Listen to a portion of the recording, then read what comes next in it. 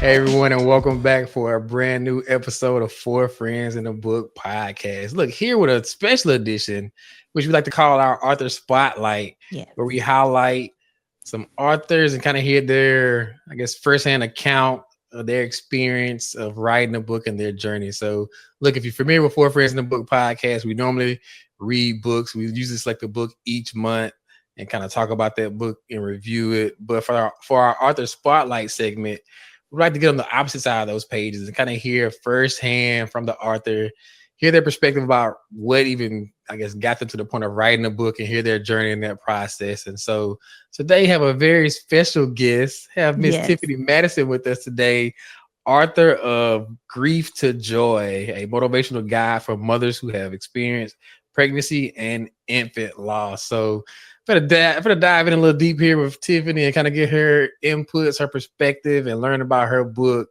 here on Four Friends in the Book podcast. Tiffany, welcome and thank you for being here today. Yes. Welcome. Thank you so much for having me. I'm super excited to be here. Yes. So, Tiffany, can you just tell us just about your book and the inspiration behind you writing it?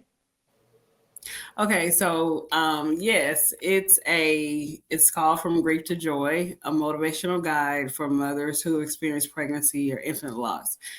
So this book came about because I have experienced infant loss not once but twice.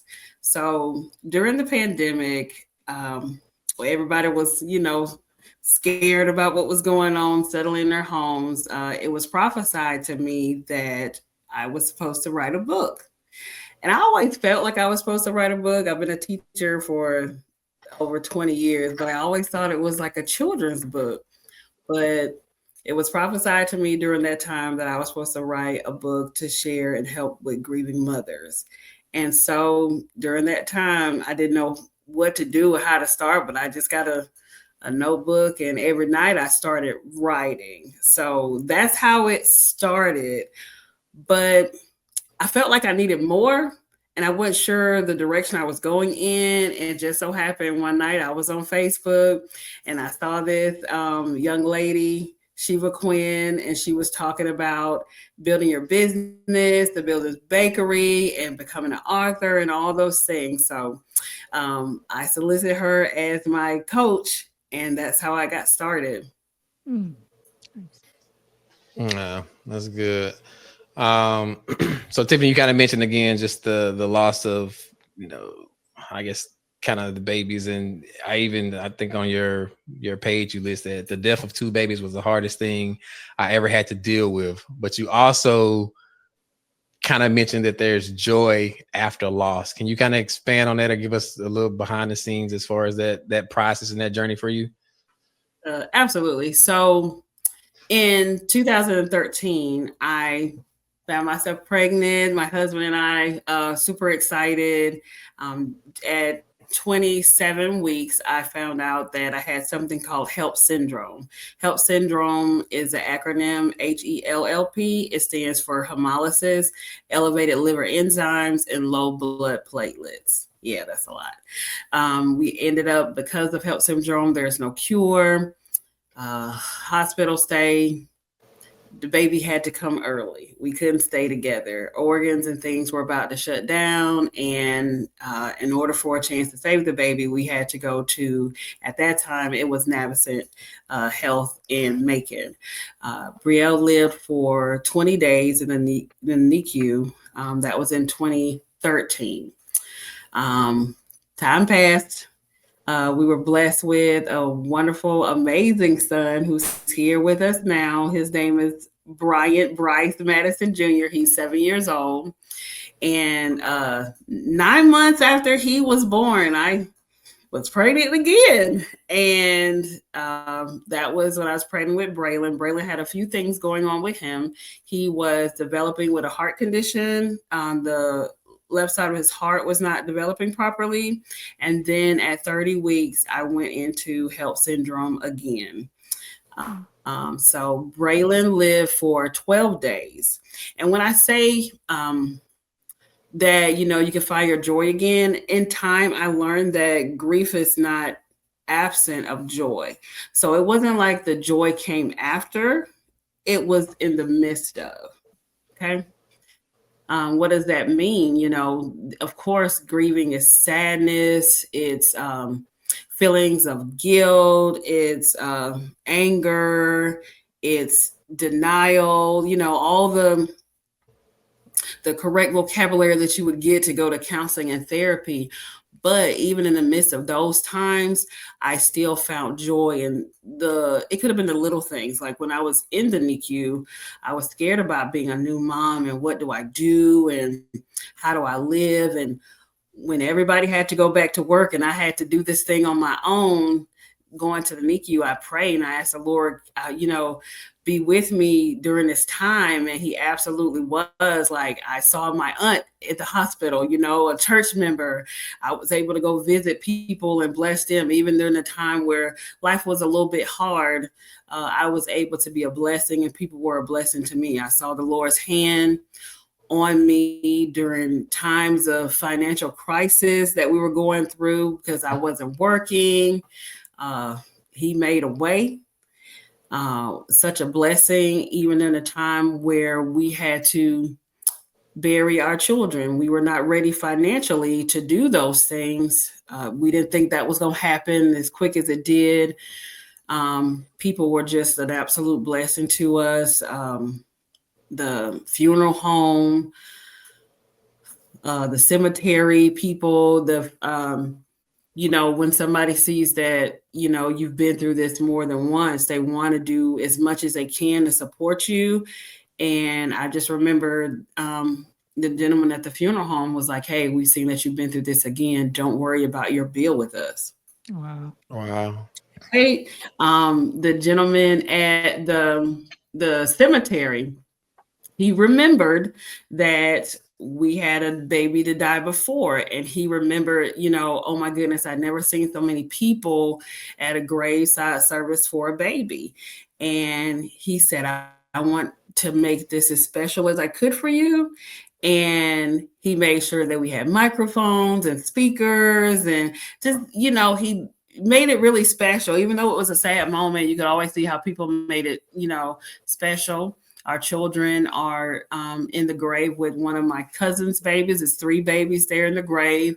And it was just a blessing to be able to have them to share that space as well, because that's the extra expense that we didn't have to cover, during that time. So we have 3 angel babies sharing a grave together that we can go see and visit and, just have those moments when we need to. So life, laughter, it didn't stop because we were grieving, because even though you feel like your life has stopped for a moment, life still goes on. And I was able to, my husband and I at the time, we were able to eulogize our children because we knew them best, and to just let people know that we're still here. We still want you guys to love on us. We want you to let us know when you're celebrating your children, if there's baby showers, parties, anything, like give us the opportunity to still celebrate with you guys, even though we're, in this moment in time of grief. Wow, that's beautiful. Wow. So when you decided to actually write the book and, the process of that, was that hard for you emotionally? Like, what was that process like, actually sitting down to write about your experience? Yeah, so it was absolutely hard because I had to go back to some hard places. I had to go back, to where it hurt the most. I had to go back in my feelings. I had to go back to the hurt, the pain. I had to go back to there. And that's a place that we don't want to go back to where it hurts. We don't want to go back to the pain. But I had to realize, even going through therapy and counseling, on the other side of the place we don't want to go, there's freedom on the other side. So not just for myself, but for other people too. And I had to realize that, the Lord had given me I'm a church girl. The Lord had given me a charge, an assignment that I had to do. And it wasn't just about me anymore. And it was for other people. So it took some time. My coach, every night I made a plan to sit down and type even if it was just on my phone and Google Docs, just type something. And it got easier, but I had to go back to some hard places of just the hurting and the pain and the anger that I felt, the emptiness that we felt. But it was all worth it. Yeah. Yeah, I think it was, I guess, awesome even to hear you take this experience, which people often, go through difficult moments and, have different outlets. Some people go to support groups and have other things, I guess, but even you, I guess, again, having that charge to take this experience, but to put it into a book format that can be beneficial, and useful to other people that may be going through the same thing. Was that kind of a thought as I was always in the back of your mind as well, just kind of writing through the process? Or was it, yeah, and was it also even kind of therapeutic for you to kind of now put these thoughts and feelings like onto paper? Yeah, so it was therapeutic for me. A lot of things were birthed in me in that moment. I started off really, I was just writing about each of my children. And my coach was like, "Hey, I want you to pivot just a little bit because when I'm a teacher, it's teacher mode.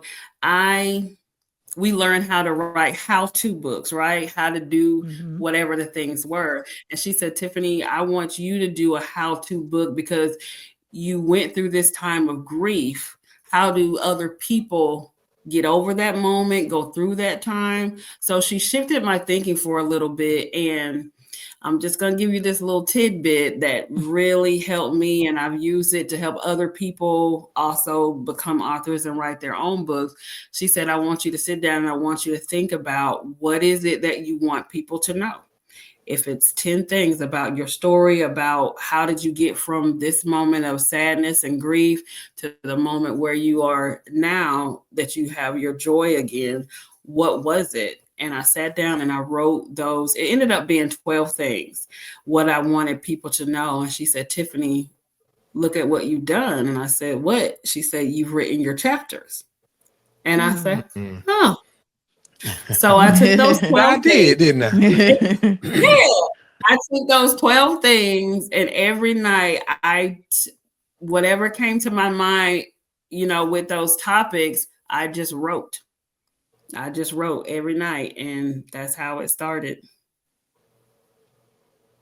So, Tiffany, just what you've have gone through, if somebody's watching, because I know infant loss is something a lot of people do not talk about, and I really didn't know it was as common as it is until, like, maybe somebody talks about it, and then other people pipe in and talk about it as well. So, what are some encouraging words that you can give somebody that is watching this right now who was or is currently in the same space that you were in? So the main thing I want people to know, number one, you're not alone. You don't have to be alone in your grief. Uh, infant loss, pregnancy loss, infant loss, it's really been, I guess, a kind of like a taboo thing to even talk about because with pregnancy loss, people have a prejudice on the time that the life was lived, you know, and a lot of times they don't even want to speak about it because the baby may not have lived on the outside of your body, but it's a loss, Yeah. it's a point of hope that your hope has died, and it's a life that deserves the grief that it get, that it's a life. It was a life, and it deserves the time or grief or whatever that looks like.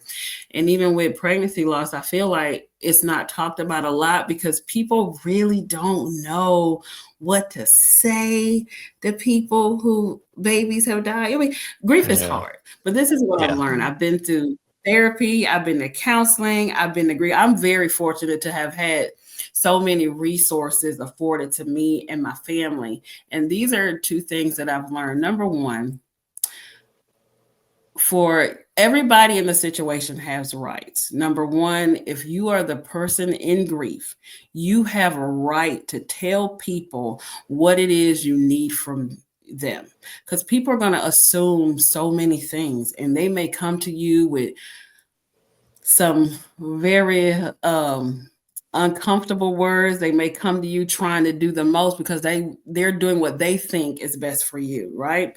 And you end up feeling worse than, than when you started.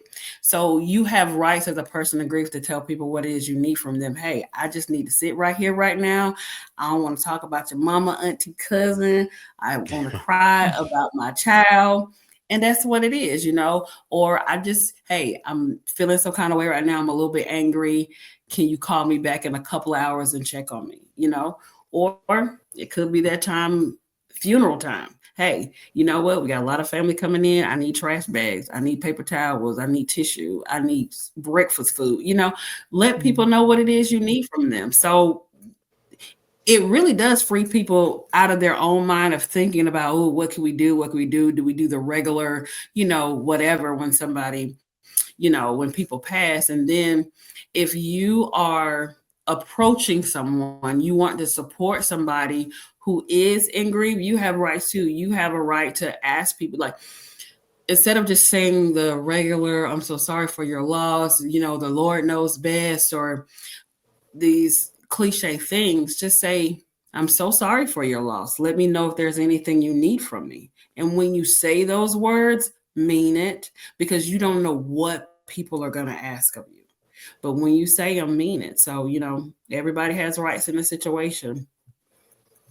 That's good. That's good.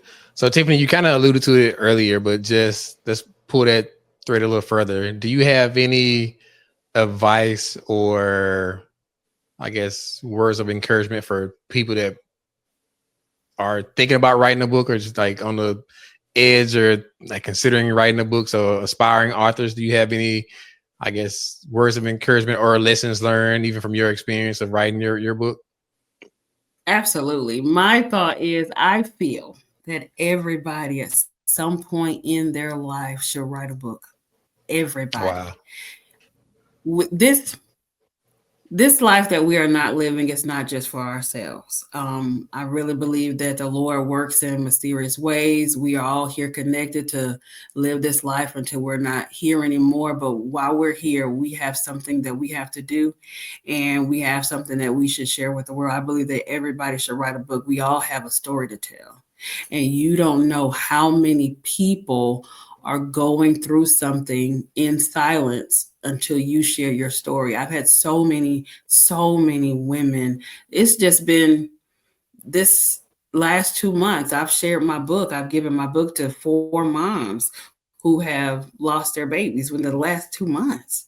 It's something that you don't want to happen again, but this is life, and death is a part of life. And I'm just happy to be able to share, because it feels good when you know you're not alone, if that makes sense. Yeah. Makes perfect sense. So if you're out there, I believe that everybody should at some point in their life write a book. Just take that one step of what is it that you want people to know. Write down 10, 12 things.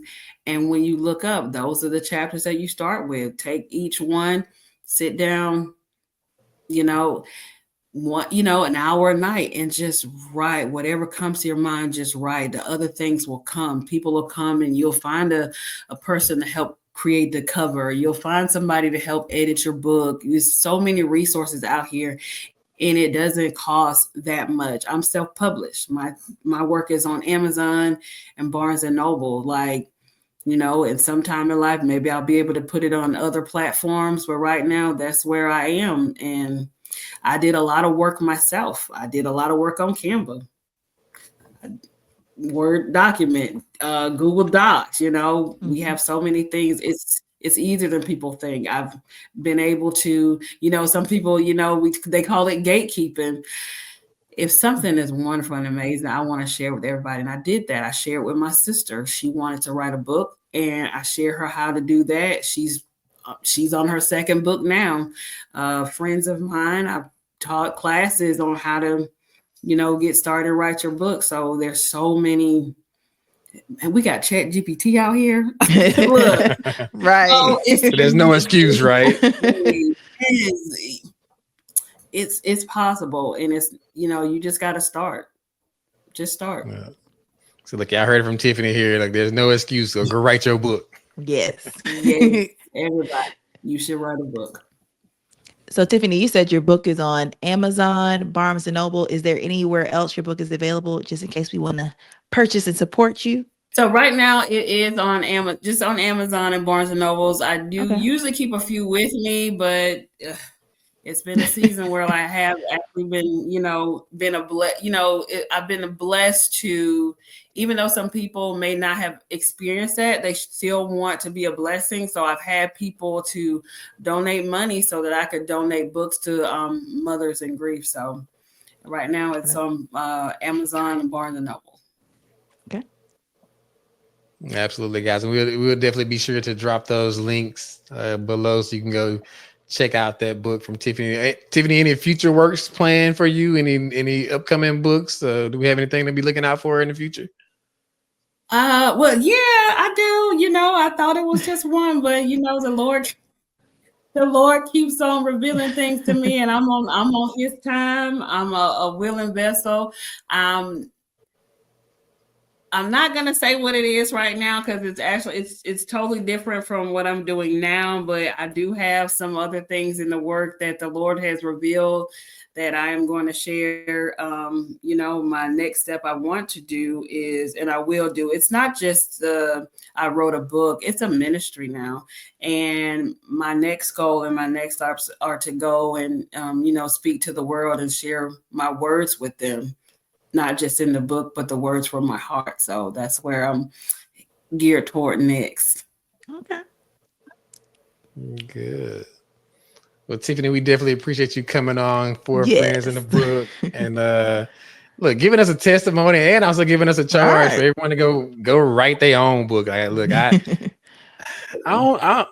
got a story. You got a story. Yeah, but I wasn't thinking about writing a book, but you've made me consider now. So I think that is a valid point. And I do agree that we often feel like we're alone and isolated in some of the things that we're experiencing. And so to share and to connect with other people, I think is what's necessary to form that community, to form that environment where we're not so isolated and ostracized, feeling that we're on this island by ourselves when honestly, there are other people out here that have had similar experiences or have gone through similar things as well. So we definitely appreciate you giving us this insight and perspective here today, and just again telling your story. So we thank you for that.